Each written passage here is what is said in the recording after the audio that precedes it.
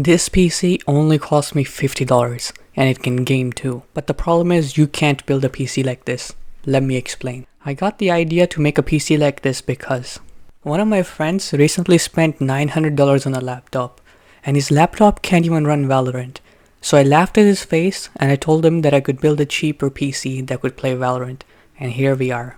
My friend's excuse was that he didn't know anything about PC specs, but if you ask me, that's not a valid excuse because all you have to do is Google the computer you're buying and search up how it plays video games or how it performs in their tasks.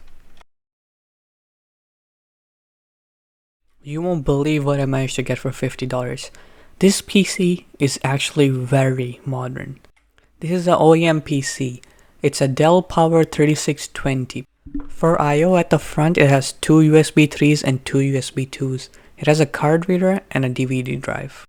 At the back, it has two PS2 ports, two USB 2s, Ethernet cable, two display ports, HDMI, and I don't know what the other one is, four USB 3s. The stock cooler on this PC is actually very capable, and it kept the CPU very cool. The CPU in question is a Xeon E3 1225 version 3. This PC is like an i7 4770 without hyper threading and a little slower clock speed. It only has one rear fan for cooling, but that is more than enough. The PC is usually quiet and never gave me any noise issues. For memory, we have two sticks of 8GB DDR4, 16GB in total, clocked at 2133 MHz. These RAM sticks were sold to me separate from the PC, and they cost me a whopping 15 USD.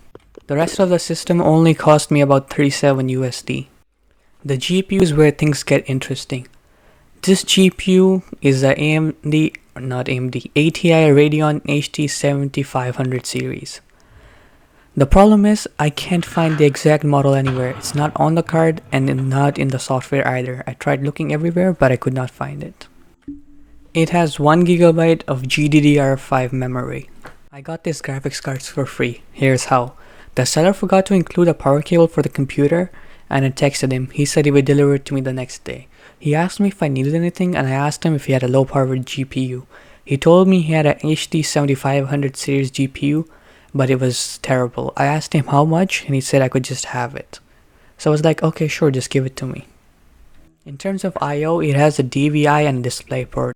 The power supply is only a 290 watt, and it's going to be very hard to replace it because of OEM bullshit. The power connector is a proprietary connector, which means you cannot swap out the power supplies easily. It didn't come with any storage, so I had to put in my own 200 gig Western Digital 7200 RPM hard drive. Now let's just say this is not the fastest PC to boot up, but it's not the slowest either.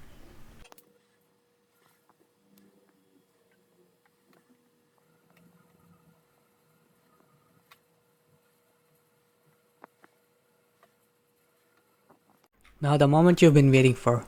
Let's talk performance in Valorant. Here, in a very demanding situation where I was getting shot at from everywhere, I had the paranoia and the smoke. It never dipped below 60 FPS. Granted, this is running at 1440 by 900, but that's only because I didn't have a display port, and the only monitor I could connect it to was 1440 by 900. I'm sure that at 1080p, this computer could play Valorant at a steady 60 FPS. Maybe even 120 if you did some tweaking. But that was all just an excuse to show you this ace I got. Alright guys, that's the end of the video. Make sure to comment, subscribe, and see you later.